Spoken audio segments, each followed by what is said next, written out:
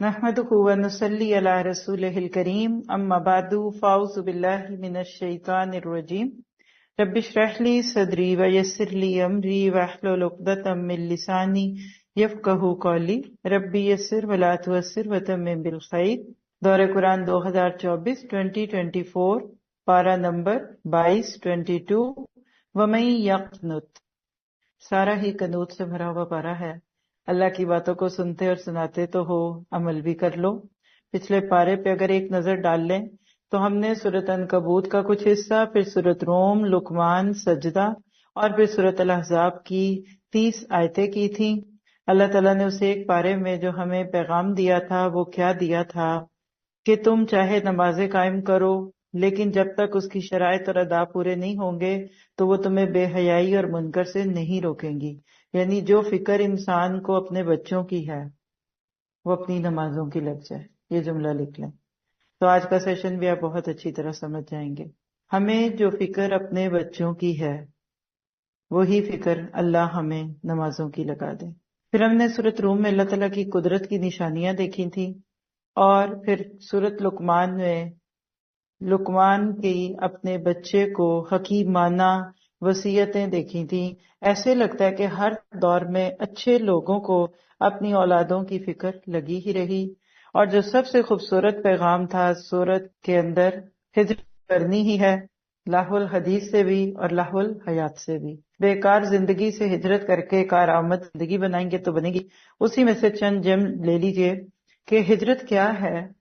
یہ تبدیلی ہے، کبھی مقام عمل بدلنے کی صورت میں ہوتی ہے، جیسے اللہ کے نبی اور صحابہ نے مکہ چھوڑ کے مدینہ اختیار کر لی، سکونت یعنی مقام بدل دیا۔ اور ہمارے ہاں عام طور پہ ہجرت اسی کو کہتے ہیں کہ جگہ چھوڑ کے دوسری جگہ جانا، لیکن کبھی کبھی میدان عمل بدلنے کی صورت میں ہونے کے ساتھ ساتھ وہ کام کا طریقہ بدل لینا چاہیے جو بار بار آپ کو شرمسار کرتا ہے۔ اس کی مثال آپ کی میری زندگی میں بہت جگہ ملے گی۔ حقیقت یہ ہے کہ اللہ تعالیٰ آپ سے مجھ سے جو چیز چاہتا ہے وہ کیا ہے کہ اگر ہم بار بار ناکام ہوتے ہیں، ایک ہی غلطی ہم سے سرزد ہوتی ہے، تو پھر ہم اپنا جائزہ لیں کہ کہیں ہم غلط تو نہیں ہیں، ہم کہیں رونگ تو نہیں ہیں۔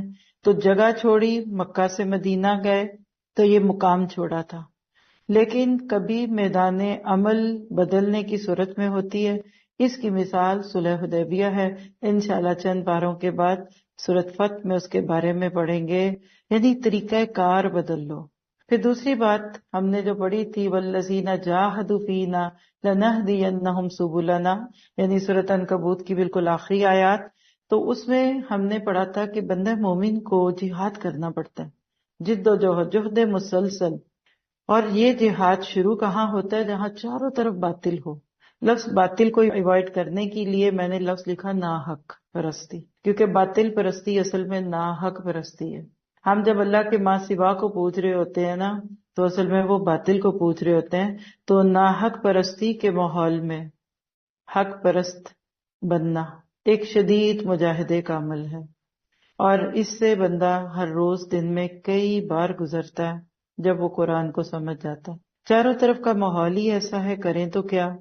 آپ جس کام کو اچھا سمجھ کے کرنے کی نیت کر کے شروع کرتے ہیں، معاشرے کا آپ کے اوپر پریشر آتا ہے، خاندان، دوستیں، ساتھی، بچے، شوہر، اور اسی طرح سے پھر بندہ مستقل مجاہدہ کرتا کرتا جان کنی کے مرحلوں سے گزر کر اللہ تعالیٰ کے پاس پہنچ جائے گا، اور اللہ تعالیٰ بڑا ہی قدردان ہے۔ پھر اسی طرح سے حرم کا تقدس اللہ کی قدرت کی نشانی تھی۔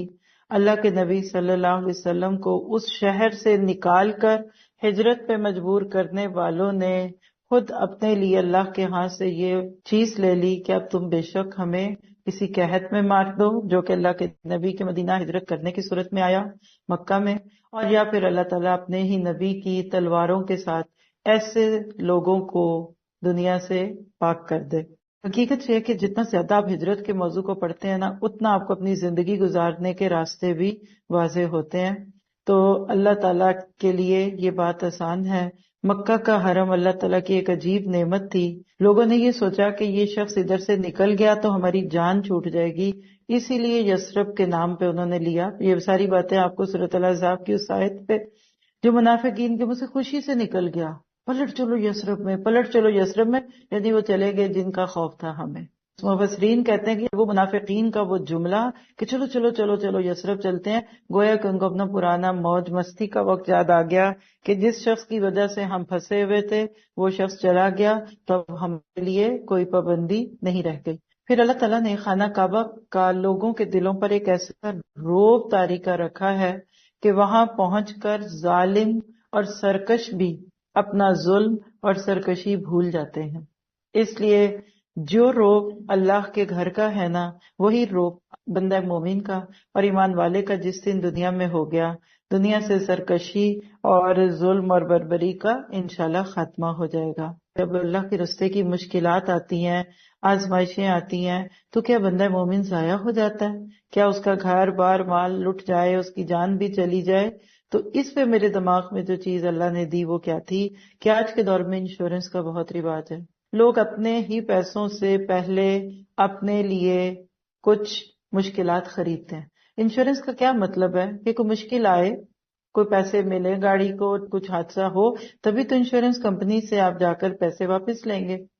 اور پھر اللہ نہ کرے کہ حادثہ ہو جائے تو خوش ہوتے ہیں، کہتے ہیں ڈونٹ وری انشورنس ہے، کیئرلیس ڈرائیو کریں گے لوگ، کوئی بات نہیں نا، ہے انشورنس۔ اسی کانسیپٹ کو جو سامنے رکھتے ہوئے لکھیے، اللہ کے راستے کی ہر چیز انشورڈ ہے۔ ایک دفعہ جب آپ اللہ کے نام کے ساتھ جڑ جاتے ہیں، انصار اللہ بن جاتے ہیں نا، تو آپ اپنی انشورنس کرا رہے ہوتے ہیں۔ پھر کوئی ڈیمیج کنٹرول ہوگا، اللہ اس کو بھگتے گا۔ آپ کا وقت، آپ کی جان، آپ کا مال، آپ کی گاڑی، حتیٰ کہ آپ کے گھر میں کوئی اونچ نیچ بھی ہوگی نا، اللہ تعالیٰ کہتے ہیں آئی ول ٹیک کیئر آف یو۔ اور یہ جملہ آپ کبھی نہ بھولیے گا کہ اللہ کے راستے میں کیسے مدد کا وعدہ ہے۔ لکھیے، جیسے اللہ کے راستے میں مدد کے وعدے ہیں نا، پیچھے بھی پڑھ کے آئے ہیں، حق کا علینا، ہم نے اپنے اوپر حق کر لیا، ثابت کر لیا کہ مومنوں کو نجات دیں گے۔ پھر نصر ان اللہ یدافع عن الذین آمنوا، پیچھے ہم سورۃ حج میں پڑھ کر آئے ہیں۔ تو جیسے اللہ تعالیٰ کے راستے میں مدد کا وعدہ ہے نا مومن سے، ویسے ہی مشکلات کے آنے کا بھی وعدہ ہے۔ اور نہیں سمجھ آئے تو بچے کے پیدا ہونے سے پہلے درد ہوتے ہیں، یہی ہے۔ اللہ کے رستوں میں شروع میں مشکلات آتی ہیں، اللہ ٹھوک بجا کے آپ کو مجھے دیکھ رکھتا ہے۔ ہمارے دعوے صرف وہ تو نہیں تھے کہ کہہ دیا کریں گے اور پھر بعد میں وقت آیا تو بھاگ گئے، کیونکہ ہم نے سورۃ احزاب میں ان لوگوں کے جملے سنے ہیں کہ جو نیتیں کر کے پلٹے نہیں، اور اللہ کرے کہ میں اور آپ بھی اسی میں ہو جائیں۔ اب چلتے ہیں اس بارے میں، پارہ نمبر 22، یا ایھا الذین آمنوا، 6 آیتیں ہیں، اور مزے کی بات دیکھیے 6 کی 6 سورۃ الاحزاب میں ہے۔ ایمان والوں کو پکارا جا رہا ہے، بار بار اللہ کے رستے میں آؤ، اللہ کے دین کے دفاع میں آؤ۔ 41، 56، 49، 53، 56، 69 اور 70۔ اللہ کرے کہ ہر پکار پہ ہمارا دل کھل جائے اور آج تو ہم ضرور ہی لبیک کہنے لگیں۔ تو آج کے پارہ نمبر 22 کا ٹاپک ہے نفاذ شریعت کی بہاریں اور برکتیں۔ کب تھی؟ دور داؤدی میں اور دور سلیمانی میں۔ آج اس بارے میں جو تھیم آپ کو مجھے ملنے والا ہے وہ ہمارے بچے، ہماری یوتھ، جو پڑھ رہے ہیں، جو لکھ رہے ہیں، جو ڈاکٹرز بن رہے ہیں، جنہوں نے انشاءاللہ دنیا کی دوڑ میں کام کرنا ہے۔ وہ بچے جن کو آپ نے اپنے طور پہ 2 طرح کے تعلیمی نظام میں بانٹ دیا، سیکولر اور سیکرٹ۔ بچے کو اسلامی اسکول میں ڈالوں یا بچے کو غیر اسلامی اسکول میں ڈالوں؟ اب جو بچے کو اسلامک اسکول میں ڈال لیتا ہے وہ تو کہتا ہے میرا بچہ اسلامک اسکول میں ہے، لیکن جو اپنے بچے کو ریگولر اسکول میں ڈالتا ہے وہ کبھی کہتا ہے کہ میں نے اس کو نان اسلامک اسکول میں ڈالا ہے، حالانکہ دیکھا جائے جب کوئی چیز اسلامک نہیں تو وہ نان اسلامک ہے۔ یہ ساری کیا بانٹ ہے؟ آپ آج کے اس بارے میں بنی اسرائیل کا وہ دور پڑھنے والے ہیں جو عروج کا دور تھا۔ کہتے ہیں کیسے ہوتی ہے نا گروتھ، چھوٹے سے پہلے چھوٹا، پھر بڑا، پھر یوں ہوئی اور پھر اوپر گئے۔ ہمارے ذہن میں گروتھ ہمیشہ ایسے ہے، اللہ کے ہاں ایسا نہیں ہوتا۔ کبھی اللہ اوپر سے گراف شروع کرتا ہے پھر نیچے لاتا ہے، اوپر نیچے۔ تو سلیمان اور داؤد علیہ السلام کے دور کے ناطے سے ہم جو کچھ بھی پڑھیں گے وہ سارا کچھ آپ کو مجھے ادھر دکھائے گا کہ آج بھی وہ دور واپس آ سکتا ہے، اور امت مسلمہ کا وہ دور آنے والا ہے۔ بی ہوپ فل، بی کرجیس، تھوڑا سا اپنے دلوں دماغوں کو رکھیے گا انہی جگہوں پہ جدھر آج امت مسلمہ کو قدم رکھنے کی اجازت نہیں ہے، انہی جگہ پہ اذانیں ہوں گی، انہی جگہ پہ اقامتیں ہوں گی، انہی جگہ پہ بیٹھ کر اللہ کا دین ہوگا۔ اور خاص طور پہ جو دین کی بہاریں، ہم پیچھے سورۃ الانعام میں بھی یہ بات پڑھ کے آئے کہ اگر تم اللہ سے ڈرو گے تو اللہ زمین سے بھی برکتیں دے گا، آسمان سے بھی. یہ دور حضرت سلیمان اور داؤد کا تھا. جہاں آئے گا میں وہاں بتاؤں تو آئی تھنک سو کہ آپ زیادہ فائدہ اٹھائیں گے اس سے. تو نفاذ شریعت بنی اسرائیل میں ہوا تو برکتیں تھیں، اور جب انہوں نے اس کو چھوڑا تو وہ رل گئے جیسے آج رل رہے ہیں. نصر من اللہ و فتح، قریب کا وعدہ کب پورا ہوگا؟ جب سر سے پاؤں تک، یعنی پاؤں کے ناخنوں سے لے کے سر کے بالوں تک میں اور آپ اپنے وجود میں، اور پھر ہمارے ملکوں میں جو مسلمانوں کے ملک ہیں اس میں اے ٹو زی لا الہ الا اللہ کا حکم نافذ ہوگا. تو مجھے ہے حکم اذان لا الہ الا اللہ کہ اس وقت ہم بائی پارٹس دین کی امپلیمنٹیشن کی بہاریں دیکھ رہے ہیں جو خزاں میں بدلی ہوئی ہیں. انشاءاللہ جس دن ہر بندے میں یہ جرت ہوگی کہ مجھے ہے حکم اذان لا الہ الا اللہ. آپ ماؤں کی جو ذمہ داری اس دور میں ہے اتنی شاید ہی کبھی تھی، جب چاروں طرف طاغوتیت ہو. اور آج میں نے ایک طاغوت کا نیا معنی بھی آپ کو دینا ہے. لفظ جانتے ہیں نا، آنے والا طاغوت کا لفظ بارے میں یہیں لکھ لیں بے شک. ہم کہتے ہیں نا طاغوت کیا ہے؟ اللہ کے ماں خلاف فلاں فلاں، جو ہم سورۃ بقرہ میں بھی سیکھتے ہیں اور پڑھتے ہیں. فَمَن يَكْفُرْ بِالطَّاغُوتِ وَيُؤْمِن بِاللَّهِ فَقَدِ اسْتَمْسَكَ بِالْعُرْوَةِ الْوُثْقَىٰ. تو طاغوت وہ ہے جو خود کو اللہ کے ریپلیسمنٹ میں پیش کرتا ہے. اللہ تعالیٰ نعوذ باللہ غائب ہے، مجھے اس کی جگہ رکھ لیں، جس کو آپ کیا کہتے ہیں قائم مقام. ہر وہ ہستی طاغوت ہے جو خود کو اللہ کے قائم مقام پیش کرے. ہر وہ ازم، ہر وہ نعرہ، ہر وہ نظریہ، ہر وہ آرگنائزیشن طاغوت ہے جو کہتی ہے کہ اللہ کو ریپلیس کر کے مجھے لے آؤ. اللہ کرے کہ ایسے طاغوتوں سے نمٹنے کے لیے ایمان مل جائے. ہمارے بچوں کا ایمان کتنا خوبصورت ہے. ہماری ایک ساتھی ہیں تو وہ کہتی ہیں کہ وہ شکاگو ایئرپورٹ پہ تھیں اور نماز پڑھنی تھی ان کو. اور آپ کو پتا ہے کہ الحمدللہ یو ایس اے کے اب ایئرپورٹس پہ بھی سائلنٹ زون اور اس طرح کی جگہ ہوتی ہیں. تو کہنے لگی کہ میں وہاں جا کر بھی نماز پڑھنے ہی لگی تو ایک دم ایک 20-22 سال کے قریب کا ینگ بچہ آیا تو کہے گا aunty I can lead you, کہ تم میرے ساتھ نماز پڑھو گی؟ تو کہیں گی میں نے ایک دم اس کے چہرے کو دیکھا تو کہ یس شیور. پھر وہی تھا کیونکہ ادھر سے جو آتا ہے وہ نماز پڑھتا ہے. اس نے اذان دی، اقامت دی، کہہ رہی ہیں آگے وہ تھا ان کے بیٹے سے بھی عمر کا چھوٹا تھا، بڑی عمر کی یہ خاتون، کہہ رہی پیچھے صرف میں تھی اس وقت یا کوئی اور تھا جو ان کے ساتھ تھا. اور کہہ رہی کہ اس نے نماز پڑھائی، جلدی سے نماز پڑھی، اپنے اذکار کیے، بیگ لیا، اٹھ کے چلا گیا. اس سے مجھے یقین ہو گیا کہ اس ملک کا نصیب بدلنے والا ہے. آپ کیا سمجھتے ہیں؟ آپ کہتے ہیں کہ کوئی کسی کو گھور کے نہ دیکھے. پھر کسی ایک نے اور بات سنائی، انہوں نے کہا کہ ہمارے ملک میں تو مرد یوں گھورتے ہیں نا سڑکوں پہ آنے جانے والوں کو، باہر کی دنیا میں کوئی نہیں گھورتا. بلیو می، یغض من ابصارہم پہ جتنا میں نے نارویجین مردوں کو عمل کرتا دیکھا ہے اپنی واک کے دوران، میں نے پاکستان میں بھی نہیں دیکھا. سعودی عرب کا تو مجھے نہیں اتنا تجربہ، جس کو ہم اسلام کا سمبل کہتے ہیں. تو وہ نظر جھکا کے چلتے ہیں، اور خاص طور پہ جب آپ ایک مسلم روپ میں دکھتے ہیں نا ان کو تو وہ بالکل نہیں آتے. دور سے آپ کو فیل ہونا شروع ہوتا ہے کہ وہ سائڈ پہ ہوتے ہیں. اگر ان کا کتا ساتھ ہے تو کتے کو ادھر کر لیں گے، یعنی وہ بہت زیادہ کانشیس ہو جاتے ہیں کہ کوئی مسلمان گزرا ہے تو میں نے اس کو راستہ دینا. تو کہنے لگی کہ میں الاسکا میں تھی تو میں اپنے بیٹے کے ساتھ تھی، میں اپنے رنگ میں اپنے تھی اسلامی کے لیے. تو کہہ رہی کہ ایک آدمی تھا نا، ہم گزر گئے تو اس نے گھورنا چاہا نا پیچھے سے، تو میرا بیٹا جو وہ بھی بیٹا بھی ان کا ایسے ہی ہے 22-24 سال کا ہی، فوراً پیچھے اس کے پاس گیا، کہیں گا you need anything. Oh no sorry پتہ چل گیا کہ دنیا کا مستقبل بدل رہا ہے. بی ہوپ فل، ہماری یہ یوتھ ضائع نہیں ہوگی، یہ اللہ کا وعدہ ہے. تاریخ کے آئینے میں دیکھ لیں یا مستقبل کے اندر جھانک کے دیکھیں، یہ صدی امت مسلمہ کے عروج کی صدی، اور یہ فائنل کلین اپ ہو رہا ہے. لوگ آگے پیچھے ہو رہے ہیں. آئیے ذرا آپ سورۃ احزاب میں سے پڑھتے ہیں. اب ہمارے ایمان بوسٹرز آج کے بارے میں سے سورۃ الاحزاب 31 سے 73 تک آیات ہیں. اعوذ باللہ من الشیطان الرجیم، رکوع نمبر 4 چل رہا ہے 31 سے 34.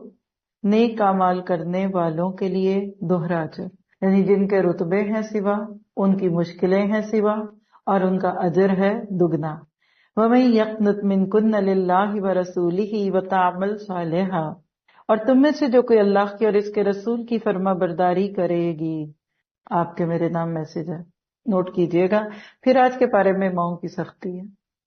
اولاد تیار ہے، مائیں تیار نہیں ہے. بیٹے تیار ہیں، باپ تیار نہیں ہے اس قنوت کے لیے. یہ قنوت ہے لفظ، اور قنوت کے 2 لفظ ابھی لکھ لیجئے، دوام اور عاجزی. Ever lasting and humbleness. کبھی کبھی کی عبادت دوام قنوت نہیں ہے. یہ جب دعائے قنوت پڑھتے ہیں نا، اسی کوئی کانسیپٹ کو یہاں سمجھ لیجئے. جب امت مسلمہ صرف رمضانی مسلمان نہیں رہے گی، صرف عمرے والی نیکیاں نہیں ہوگی، حج کے اوپر ہی کانشیس نہیں ہوں گے، تب اللہ کی مدد آئے گی. پھر نصر من اللہ و فتح قریب ہے. اور نیک کام کرے گی، ہم اسے اجر بھی دوہرا دیں گے. اور اس کے لیے ہم نے بہترین روزی تیار کر رکھی ہے. اے نبی کی بیویو، تم عام عورتوں کی طرح نہیں ہو. آج کس کو یہ کہا جا رہا ہے؟ کل تو یہ نبی کی بیویوں کو ہی کہا جا رہا تھا. آج آپ کو اور مجھے کہا جا رہا ہے. کن کو؟ جن کے ہاتھوں میں قرآن ہے، جن کے ہاتھوں میں اسلام کا نام ہے. مسلمان عورت کو کہا جا رہا ہے اگر تم پرہیزگاری اختیار کرو تو نرم لہجے سے بات نہ کرو کہ جس کے دل میں روک ہو وہ کوئی برا خیال کرے، اور ہاں قاعدے کے مطابق کلام کرو، اور اپنے گھروں میں قرار سے رہو، اور قدیم جاہلیت کے زمانے کی طرح اپنے بناؤ کا اظہار نہ کرو، اور نماز ادا کرتی رہو اور زکوٰۃ دیتی رہو. اللہ اور اس کے رسول کی اطاعت گزاری کرو. اللہ تعالیٰ یہی چاہتا ہے کہ نبی کی گھر والیوں تم سے وہ ہر قسم کی گندگی کو دور کر دے اور تمہیں پاک صاف کر دے. خوب پاک صاف کرنا. اور تمہارے گھروں میں جو اللہ کی آیتیں اور اس کے رسول کی جو احادیث پڑھی جا رہی ہیں، نوٹ کیجئے گا، اللہ کے رسول کی بیویوں کو جو پیغام ہے وہی آج امت مسلمہ کی عورتوں کے بھی نام ہے. اور وہ کیا ہے؟ اللہ کی جو آیتیں اور رسول کی جو حدیث پڑھی جاتی ہیں ان کا ذکر کرتی رہو. یقیناً اللہ تعالی لطف کرنے والا خبردار ہے. یہ ہے جی وہ رکوع جس کا تعلق پیچھے سے ہے. آپ نے پچھلے پارے میں آخر میں جو مضمون چھوڑا تھا وہ کیا تھا کہ اللہ تعالیٰ اپنے نبی کی بیویوں کو کچھ احکامات دے کر سمجھاتے ہیں. آئیے ذرا اس میں سے کچھ عمل کے نقطے دیکھ لیتے ہیں. وَلَا تَخْضَعْنَ بِالْقَوْلِ، بڑا ہی معروف مقام ہے قرآن کا جس پہ علماء نے بھی باتیں کی اور جہلاء نے بھی باتیں کی کہ کیا عورت کی آواز پردہ ہے، کیا عورت بات نہ کرے، کیا عورت یہ نہ کرے وہ نہ کرے. تو اللہ نے جو مزاج دیا وہ کیا ہے کہ باوقار اور ٹھہراؤ سے بات کرے. سخت لہجہ اور بد کلامی مراد نہیں کہ جا کے بازاروں میں جھگڑنے شروع ہو جائے، لڑنے لگے، بحثیں اور مباحثے کرنے لگے. اور اب اس پہ ہم دیکھیں گے کہ صحابیات کا کیا عمل تھا. دوسرا نقطہ ہے 33 آیت میں وَلَا تَبَرُّجْنَ تَبَرُّجَ الْجَاهِلِيَّةِ الْأُولَىٰ، دور جاہلیت جیسی زیب و زینت نہ دکھاؤ. یہ نہیں کہا کہ زینت نہیں کرو. ہم اس کانسیپٹ کو پہلے سورت آراف میں اور پھر سورت نور میں سمجھ چکے. آج اس بارے میں آخری بار یہ حکم آ رہا ہے. باضابطہ طور پہ اشارے تو ہمیشہ ہی موجود رہے کہ عورت آرائش کر سکتی، زیبائش کر سکتی، نمائش سے روکا گیا. اور یہ تبرج نمائش ہے، شو آف کلچر. تبرج کا لفظ برج سے ہے، برج براجا، برج فلان، اونچی چیز کو کہتے ہیں نا. زیب و زینت کی نمائش سے نمایاں کرنا، چال سے دوسروں کو اپنی طرف مائل کرنا. عربوں میں لونڈیاں جو ہوتی تھی نا تو وہ اپنا سر چھپاتی تھی اور جو دوپٹہ یا کوئی ان کا خمار ہوتا تھا اس کو پیچھے بل دے لیتی تھی. سینہ بھی کھلا رہتا، گردن بھی کھلی رہتی. اس سے منع کیا گیا تھا. اور ایسا لباس کہ جس کو پہن کر بندہ شمع محفل بن جائے، ہر خاص و عام کی نظریں اس پہ جائیں، اس سے منع کیا گیا. ہم سب اس کو بہت اچھا جانتے ہیں. اس کو بھی آگے جا کر ایک آیت آنے والی ہے یدنین علیہن من جلابیبہن، اس کے ساتھ سمجھیں گے. اب چلتے ہیں اصل میں جو اس آیت کا تھیم ہے، وَاذْكُرْنَ مَا يُتْلَىٰ فِي بُيُوتِكُنَّ، اور جو آیتیں تمہارے گھر میں پڑھی جاتی ہیں ان کا تذکرہ کرتے رہو. براہ راست حکم ہے مؤنث کے صیغوں میں. اگر آپ وَاذْكُرْنَ کا نون دیکھ لیجئے تو یہ نون نسواں یعنی تثنیہ کا ہے. اللہ کے نبی صلی اللہ علیہ وسلم کے ازواج مطہرات اور ان کی صحابیات کا قرآن کی نشر و اشاعت میں کیا حصہ تھا، اور کیا حضرت عائشہ صدیقہ اور باقی صحابیات نے علم دیا، اور کیا پھر ان کے علم سے مردوں نے کچھ فائدہ لیا. تو آج صرف میں تھوڑا سا حضرت عائشہ پہ ایک ہلکا سا اشارہ کر کے چلی جاؤں گی. ہمارے لیے تو حضرت عائشہ کی بات ہی بہت ہے کیونکہ اللہ تعالیٰ نے ان کو بہت مقام دیا. مفسرہ بھی تھیں، محدثہ بھی تھیں، حافظہ بھی تھیں، قاریہ بھی تھیں، ادیبہ بھی تھیں، معلمہ بھی تھیں، زبردست فقیہہ بھی تھیں، اور ساتھ ہی ساتھ بہترین خاتون خانہ بھی تھیں. ہاؤس وائف بھی تھی. یہ آخری لفظ پہ میں نے زور کیوں دیا آپ سمجھ گئے ہوں گے. ہمارے دور میں آج اکثر خواتین کہتی ہیں کہ ہم یہ سب ہوں گے تب جب ہم گھرداری سے پاک ہوں گے، اور اب اسے سب بھی نہیں ہے. ہم کوئی تھوڑے سے بھی کام پہ آتے تو ہم گھرداری چھوڑ دیتے ہیں، شوہروں کی ٹیک کیئر چھوڑ دیتے ہیں، بچوں کو رلنے پہ چھوڑ دیتے ہیں. یاد رکھیے اگر عائشہ جیسی عورت یہ سب کر سکتی ہے تو آپ اور میں کیوں نہیں کر سکتے. حضرت عائشہ کی علمی شان و شوکت دیکھنی ہو تو اس بات سے جان لیجئے کہ صحابہ کرام جو اللہ کے نبی کے ساتھ رہنے والے تھے، ان کو بھی جب کوئی گمبھیر یا نہ حل ہونے والا مسئلہ سامنے آ پڑتا تو اس کے حل کے لیے آپ حضرت عائشہ رضی اللہ تعالیٰ عنہا کی طرف رجوع کرتے تھے. حضرت عائشہ رضی اللہ عنہا نبی صلی اللہ علیہ وسلم کی مبارک مائیت کہتے ہیں ساتھ. ایک شوہر اور بیوی کا ساتھ کتنا زیادہ ہوتا ہے یہ سبھی جانتے ہیں. گھر صبح شام رات دن، کہیں تو آپ تھوڑی دیر آئے اور چلے گئے. آپ کسی جگہ پڑھنے بھی جاتے ہیں تو آپ 1 گھنٹہ 2 نہیں تو 3 4 گھنٹے وہاں پڑھ لیں گے پھر چلے جائیں گے. لیکن شوہر اور بیوی تو پورا وقت ہی ساتھ رہتے ہیں. تو حضرت عائشہ صدیقہ رضی اللہ عنہا کے ساتھ اللہ تعالیٰ کا یہ معاملہ تھا کہ نبی صلی اللہ علیہ وسلم کو یہ اس عمر میں ملی کہ جس عمر میں عموماً بچے اپنے ماں باپ کے ہاتھوں تربیت پاتے ہیں. تو یہ جملہ کہنا برا نہیں ہوگا کہ حضرت عائشہ کی تو تربیت بھی اللہ کے نبی نے کی تھی. جیسے حضرت علی چھوٹی عمر میں آئے تو کتنا کچھ کر گئے اور اسی وجہ سے عالمہ محدثہ اور فقیہہ بنی. ایک شوہر بیوی کے معاملے کے بیچ میں پرسنل معاملات ہوتے ہیں. اللہ کے نبی کے ازواج ہی وہ واحد سورس ہیں احادیث میں نبی صلی اللہ علیہ وسلم کی پرائیویٹ لائف کو بتانے کی. جا کے کھولیے بخاری سے لے کے پوری صحیح ستہ کھول لیجیے. نبی کے غسل، طہارت، وضو، جنابت، گھر کے اندر تعلقات، شوہر بیوی سے تعلقات کی حدوں میں سب کی راویات آپ کی بیوی ہیں. وہ کسی مرد تک کیسے گئی بات پہنچی نا. پھر اسی طرح حضرت عائشہ کے بارے میں مشہور تھا کہ قرآن کی مشکلات کو حدیث سے اور حدیث کی مشکلات کو فقہ سے حل فرما دیتی ہیں. یعنی اللہ نے ان کو وزڈم بہت دی تھی. ان سے 2210 احادیث مروی ہیں. اتنا علم لیا انہوں نے، اور ان میں سے بھی 174 احادیث بخاری اور مسلم دونوں میں موجود ہیں. یعنی 54 احادیث صرف بخاری میں اور 68 احادیث صرف صحیح مسلم میں بھی ہیں. یعنی یہاں سے آپ دیکھیے کہ ایک کامیاب خاتون تھی. طب اور مریضوں کے علاج معالجے میں بھی انہیں کافی مہارت حاصل تھی. لوگوں نے ان سے پوچھا بھی کہ چلیے علم تو آپ نے لے لیا تو یہ طب کہاں سے آپ کو مل گیا؟ تو کہنے لگی جب کوئی لوگ باہر سے آتے تھے اور اگر ان میں سے کسی کے پاس کوئی اسکل ہوتی تھی تو میں ان سے سیکھ لیتی تھی.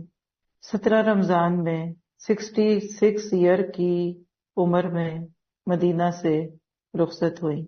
اللہ کے نبی صلی اللہ علیہ وسلم کی بات تقریباً یعنی ہاف صدی تک اس عورت نے انسانیت کو علم دیا. اللہ نے اولاد کی نعمت نہیں دی لیکن علم کی صورت میں اپنی روحانی اولاد دنیا میں چھوڑ کے گئی.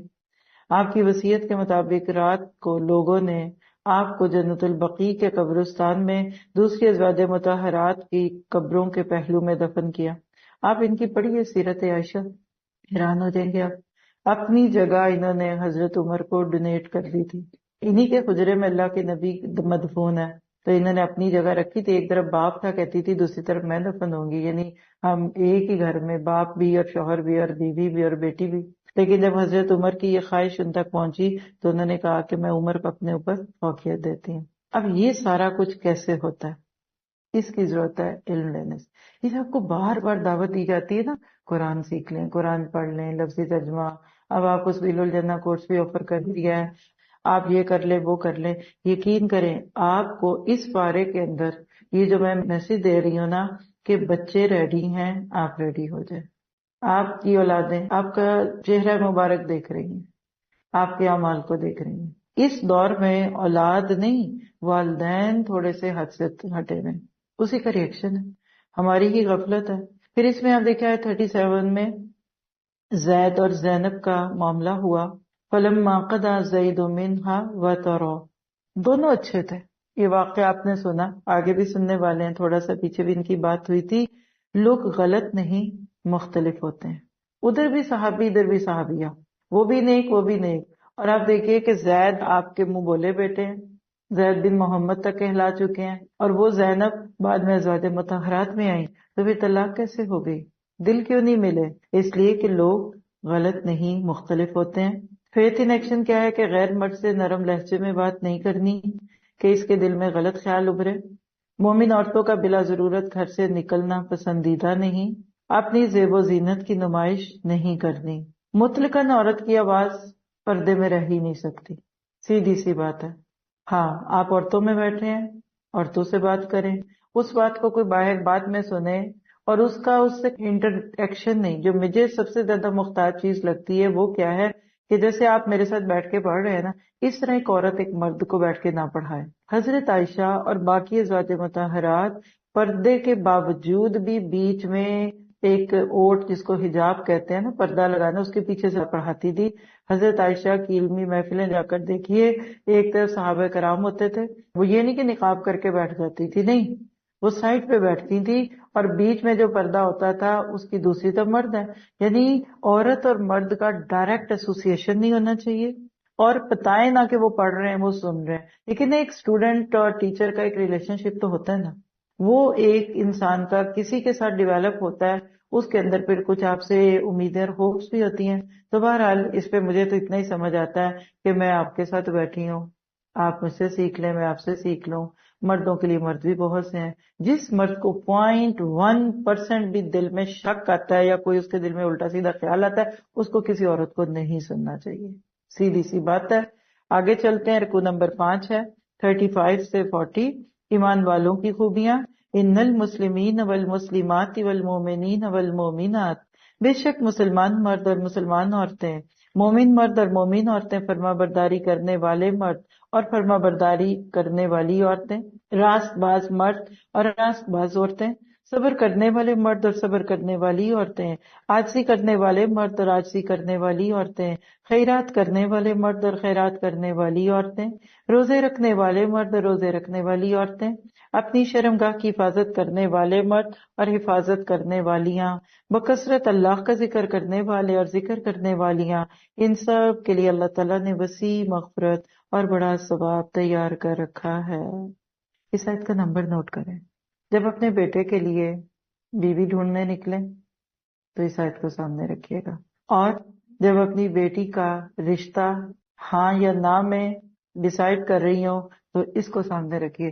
بیسٹ پیکج ہے، اس میں خوبصورتی نہیں ہے، مل جائے تو فبی ہاں، اس میں اس کے آپ کی ذات کا ہونا نہیں ہے، کوئی بات نہیں، مل گیا تو گڈ، کلچر نہیں، رنگ نہیں، نسل نہیں، دولت نہیں، اس کا ویزا، اس کا اسٹیٹس، اس کا مال، یہ سب کچھ نہیں ہے۔ کیا پتا چلا کہ کیوپٹ کپل بننے کا راز؟ اب یہ آ گیا 36 جو ہمارے اس بارے کا مین تھیم ہے۔ اور دیکھو کسی مومن مرد اور عورت کو اللہ اور اس کے رسول کے فیصلے کے بعد اپنے کسی امر کا کوئی اختیار باقی نہیں رہتا۔ یاد رکھو جو اللہ تعالیٰ اور اس کے رسول کی نافرمانی کرے گا وہ صریح گمراہی میں پڑے گا۔ یاد کرو جب کہ تو اس شخص سے کہہ رہا تھا جس پر اللہ نے انعام کیا، حضرت زید مراد ہے، اور تو نے بھی کہ تو اپنی بیوی کو اپنے پاس رکھ کر اللہ سے ڈر، اور تو اپنے دل میں وہ بات چھپائے ہوئے تھا جسے اللہ ظاہر کرنے والا تھا، اور تو لوگوں سے خوف کھاتا تھا، حالانکہ اللہ تعالیٰ اس کا زیادہ حقدار تھا کہ تو اس سے ڈرے۔ بس جب کہ زید نے اس عورت سے اپنی غرض پوری کر لی، ہم نے اسے تیرے نکاح میں دے دیا تاکہ مسلمانوں پر اپنے لے پالکوں کی بیویوں کے بارے میں کسی طرح کی تنگی نہ رہے، جبکہ وہ اپنی غرض ان سے پوری کر لے، اور اللہ کا یہ حکم تو ہو کر ہی رہنے والا تھا۔ جو چیزیں اللہ تعالیٰ نے اپنے نبی کے لیے مقرر کی ہیں ان میں نبی پر کوئی حرج نہیں، یہی اللہ کا دستور ان میں بھی رہا جو پہلے ہوئے، اور اللہ کے کام اندازے سے مقرر کیے ہوئے ہیں۔ یہ سب ایسے تھے کہ اللہ کے کام پہنچایا کرتے تھے اور اللہ تعالیٰ ہی سے ڈرتے تھے، اور اللہ تعالیٰ کے سوا کسی سے نہیں ڈرتے تھے۔ اس کو نوٹ کریے گا، ہم اللہ سے تو ڈرتے ہیں لیکن اس کے علاوہ اوروں سے بھی ڈرتے ہیں۔ تو یہ ڈر تو پورا کب ہوتا ہے؟ جب اللہ کے ماں سوا کا ڈر دل و دماغ سے نکل جائے۔ یہ سب ایسے تھے کہ اللہ تعالیٰ کے کام پہنچایا کرتے تھے اور اللہ تعالیٰ ہی سے ڈرتے تھے، اور اللہ تعالیٰ کے سوا کسی سے نہیں ڈرتے تھے، اور اللہ تعالیٰ حساب لینے کے لیے کافی ہے۔ لوگوں تمہارے مردوں میں سے کسی کے باپ محمد صلی اللہ علیہ وسلم نہیں، لیکن آپ اللہ تعالیٰ کے رسول ہیں اور تمام نبیوں کے ختم کرنے والے ہیں، اور اللہ تعالیٰ ہر چیز کو خوب جانتا ہے۔ خوبصورت رکوع تھا، 3 آیات اس میں ایمان سے متعلق۔ احزاب 35، جتنی نیکیاں اتنا اجر۔ اللہ نے آپ کو ایک لمبی سی لسٹ دے دی ہے، آپ اپنے اور اپنے بچوں اور بچوں کے رشتوں کے وقت اس کو سامنے رکھیے، اپنے کردار کو آج جا کر ان آیتوں کی روشنی میں خود ہی پرکھ لیں، جو خوبی ملے اپنے اندر کے الحمدللہ، جو نہ ملے اس پہ کوشش کر لیجیے، ارادہ کر لیں ابھی تو زندہ ہیں، ابھی تو قلم چل رہے ہیں، ابھی تو ہمارے نام اعمال بھی لکھے جا رہے ہیں، تو انشاءاللہ اللہ سے امید کرتے ہیں کہ ہمیں یہ ساری نیکیاں اختیار کرنے کی توفیق دے۔ پھر احزاب 36 ہے، رسول اللہ کا فیصلہ اللہ کا فیصلہ ہے، اس کے آگے جھک جانا ہے۔ یہ وہ آیت ہے جس میں اختیار ختم کر دیا گیا۔ واقعہ تو یہاں حضرت زید اور بی بی زینب کا ہے، اور واقعہ آپ سب میں سے اکثر لوگوں نے سنا ہی ہوگا۔ 37 آیت کو بھی ذرا دیکھ لیں تو اس پہ اکٹھے بات کر دیتی ہوں تھوڑی سی۔ لے پالک بیٹے کی متعلقہ یا بیوہ سے نکاح جائز ہے۔ اللہ کے نبی صلی اللہ علیہ وسلم کے منہ بولے بیٹے جن کو حضرت خدیجہ نے شادی کے موقع پہ آپ کو ہبہ کیا تھا، ان کا نکاح آپ نے اپنی پھوپھی زاد بہن یعنی پھوپھو کی بیٹی کہہ لیجیے حضرت زینب سے کر دیا۔ وہ قریش سے تھی، زید بھی خاندانی تھے، لیکن چونکہ بک کے آئے تھے تو معاشرے میں غلامی کا نام تھا، تو وہ جو ایک تصور ہوتا ہے نا، جیسے ہی آج کی زبان میں کہ کسی کی شادی اس کے ڈرائیور کے بیٹے سے ہو جائے، دیٹس اٹ، ہمارا کلچر ایسا ہی ہے۔ تو حضرت زینب کا دل نہیں کھلا، وہ ان کو پسند نہیں کرتی تھی، ان کو آر آتی تھی، لیکن اللہ کے نبی کی بات کے آگے منع نہیں کر سکی، رشتہ ہو گیا، لیکن دونوں خوش نہیں تھے۔ زید کوشش کرتے تھے خوش رکھنے کی، وہ ہوتی نہیں تھی۔ بالآخر ایک بات یہ ہوئی، اور یہ سبب تھے اس بات کے کہ اللہ نے اس معاشرے کی یہ رسم نبی کے ذریعے سے توڑوانی تھی کہ یہ منہ بولے بیٹے کی جو بیوی ہے یہ اصل بہو نہیں ہوتی، اور وہ لوگ اس کو اصل بہو پہ ٹریٹ کرتے تھے۔ یاد رکھیے کہ معاشرے کی رسمیں بڑی ظالم ہوتی ہیں، لوگ دشمنوں سے اتنا نہیں لڑتے جتنا رسمیں توڑنے اور رسمیں چھوڑنے والوں سے لڑتے ہیں۔ تو اللہ کے نبی کو بھی بڑا غم تھا کہ میرے اوپر تو بہت ساری باتیں ہوں گی، اگر ایک دیندار پہ بات ہو جائے تو وہ تو دین پہ بات ہوتی ہے، اور دین پہ بات ہوئی تو لوگ تو شکر کریں گے، یہ تو جی دیندار ہی ایسے ہیں تو ہمیں کیا، وہ خام خواہ ایک اور شوشے میں جائیں گے۔ اللہ تعالیٰ نے اس واقعے میں اس کا تذکرہ کر کے ہم سب کو ایک اصول دیا ہے کہ جو فیصلہ اللہ کر دے اس پہ آپ بولیں گے نہیں۔ اب آج کے اس بارے میں آپ کو میں نے شریعت کے نفاذ کی بات دی ہے، جس کا زیادہ ذکر آگے آئے گا اگلی صورت میں سبا میں، لیکن یہاں بھی سمجھیے اللہ نے یہ حلال رکھا ہے، یہ حرام رکھا ہے، اللہ نے عورت کی یہ حدیں رکھی ہیں، مرد کی یہ رکھی ہیں۔ جو شریعت ہے ہماری پوری اسلام اے ٹو زی پڑھ کر دیکھیں، ہے نا، نمازیں 5 ہیں، روزے 30 ہیں یا 29 ہیں، حج کر سکو تو کر لو، نہیں ہے تو نہیں ہے، شراب حرام ہے، جوا حرام ہے، سود حرام ہے، بڑی کلیئر ہے۔ اللہ تعالیٰ کی اس آیت کو اپنے دل پہ لکھ لیں، sorry I have to do this. American قانون بن چکا ہے، انہوں نے جو امینڈمنٹس کے ساتھ اپنی کیبنٹ کے اندر جا کے چیزوں کو ویریفائی کرانا تھا کرا دیا ہے۔ کیا آپ اور میں یا اس شہر کا ہر شہری، ایون امریکن خود جو کہ یہاں کے بورن اینڈ ریزڈ ہیں، جو بائی برتھ کیا ان کا کلچر ہی وہ امریکن ہے، کیا وہ اس قانون کو ریجیکٹ کر سکتے ہیں؟ نہیں کر سکتے۔ جب کسی ملک کے قانون کو کوئی ریجیکٹ نہیں کرتا تو اللہ کے قانون کو کیوں؟ بس یہ ہے بندگی۔ بندگی کا مقام یہ ہے کہ جب اللہ اور اس کے رسول کے ذریعے سے کوئی چیز ڈیسائیڈ ہو گئی تو بولو نہیں، تو بس نافذ کر دیجیے شریعت کو۔ آپ کہتے کہاں کروں، کس ملک میں کروں؟ یہ شیشے کے آگے کھڑے ہو کے کریں، 5 فٹ کے اس وجود پہ آپ شریعت نافذ کریں۔ ماشاءاللہ آپ جتنی بہنیں بیٹھی ہیں اور جو سن رہے ہیں، جدھر تک یہ بات جائے گی ادھر تک یہ بات پہنچ گئی، اور ایسے ہی ہر استاد کی بات سننے والے بدل جائیں گے، تبدیلی آ جائے گی۔ تبدیلی نعروں سے نہیں آتی، جھنڈوں سے نہیں آتی، ایجیٹیشن سے نہیں آتی، دھرنوں سے نہیں آتی، حقوق لینے سے نہیں آتی، وہ قنوت سے آتی ہے۔ اس بارے میں آپ نے میں نے قنوت سیکھنا ہے۔ میری مرضی کوئی نہیں، میری کیا اوقات، وہ پنجابی اردو میں کہتے ہیں نوکر کیا اور نخرا کیا، تو آپ کہیں کہ بندہ کیا اور اس کا نخرا کیا۔ دن میں 17 بار یا کا نعبد و یا کا نستعین کی پٹی پڑھتے ہو، ایک طوطے کی طرح رٹتے ہو، تو مان جو کہ اللہ نے تمہارے لیے کیا کہا ہے۔ بس آج ایک چیز کی اللہ سے دعا کیجیے گا، اللہ آپ مجھے توفیق دے دے، پتہ چل گیا، دلیل مل گئی، حقیقت ہے، یہ ہے۔ اس بارے میں پھر عورت کے پردے کی بات آ رہی ہے۔ چلیے ہم اپنے گھر کے ماحول کو بدلنا چاہتے ہیں، اپنے کپڑے بدلیے، اپنا حلیہ بدلیے۔ آپ کا حال حلیہ بدلے گا، تھوڑی سی فرکشن کے بعد، تھوڑے عرصے کے بعد دیکھیے گا آپ کے پورے گھر میں شریعت نافذ ہو جائے گی۔ یہ میرا ایمان ہے، میں نے ایسے بہت سارے لوگوں کے ساتھ زندگی میں معاملہ کیا ہے۔ ہم ان کے گھروں میں جب جاتے تھے شروع میں تو ایلین، اور میرے کئی گھروں میں جا جا کر رہنے کا یا ان کے بچوں اور گھر والوں سے سر کو قریب کرنے کا مقصد بھی یہ ہوتا ہے کہ ان کے گھر میں تھوڑا تو گھسے. وہ اتنا خوف کرتے ہیں دینداروں سے، وہ اتنا ڈرتے ہیں، پتہ نہیں دیندار گھر میں آگے تو کیا ہوگا. ہائے 5 وقت سر کو مسجد میں لے کے جانا پڑے گا، ہائے فجر پہ جانا پڑے گا. اور میرا خیال ہے ہمارے وہ سوتے ہی نہیں رات کو کہ کہیں فجر کی جماعت نہ نکل جائے. لیکن 1-2 بار کے بعد کیا ہوتا ہے، میاں صاحب کو عادت ہوگی. وہ کہتے جب سے سر گئے میرے میاں بھی مسجد جانے لگے. کہتے بیگم مجھے تو مزہ ہی بڑا آیا، میرے تو دن میں برکت ہوگی. تو یہ شریعت نافذ ہو گئی نا آپ کے گھر پہ. بڑے بڑے سلوگن اور دعووں سے کیا ہوگا. آپ اپنے گھروں کے مکلف بنیے، اپنی ذات کے بنیے، اور جو کام عمل سے نہ ہو سکے اس کو ذکر سے کیجیے. کیونکہ اسی میں 35 آیت میں والذاکرین اللہ کثیرا والذاکرات کی بات ہوئی. تو یہ ذکر صرف ورد نہیں ہے کہ آپ زبان سے کچھ جپتے رہیں، اللہ کو یاد رکھیے. ذکر بالقلب ہے، ذکر بالعمل ہے، اور پھر زبان پہ ہے. تو اللہ کے ذکر سے بخشش بھی ملتی ہے اور گناہ نیکیوں میں بدل دے جاتے ہیں. سارا دن گھر میں کام کرتے آپ ذکر کر سکتی ہیں. کھانا بنائیے ذکر کریں، ڈرائیونگ میں ذکر کیجیے، کبھی کچھ. پھر اسی طرح سے 36 آیت کا وہی ٹکڑا، اس کو تو آپ کو یاد کروا کے جانا چاہ رہی ہوں. اذا قضى الله ورسوله امرا، کیا آپ کے اور میرے لیے اللہ اور رسول نے کچھ احکامات فرض کر دیے، ہو گیا نا. تو یکون لهم الخیرہ، یہ خیرہ کو ہائی لائٹ کر لیں آپ. اختیار، چوائس. جب آپ کی شادی آپ کے ماں باپ نے ایک شخص سے مقرر کر دی اور کہہ دیا کہ اب آپ کا کوئی اختیار نہیں ہے، تو کئی بچیاں اپنے ماں باپ کی عزت یا ان کے فیصلے کے اوپر زندگی گزار دیتی ہیں، حالانکہ وہ فیصلہ بہت زیادہ غلط بھی ہوتا ہے.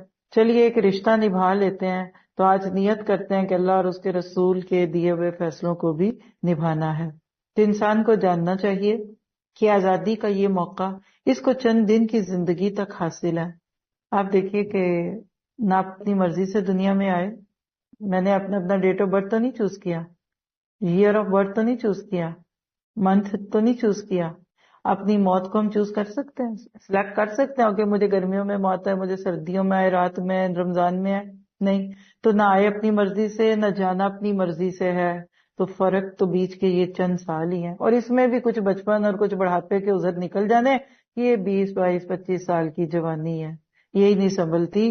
تو یاد رکھیے کہ موت کے بعد انسان کے سامنے بالکل دوسری دنیا ہوگی اور وہاں کے دوسرے ہی مسائل ہوں گے.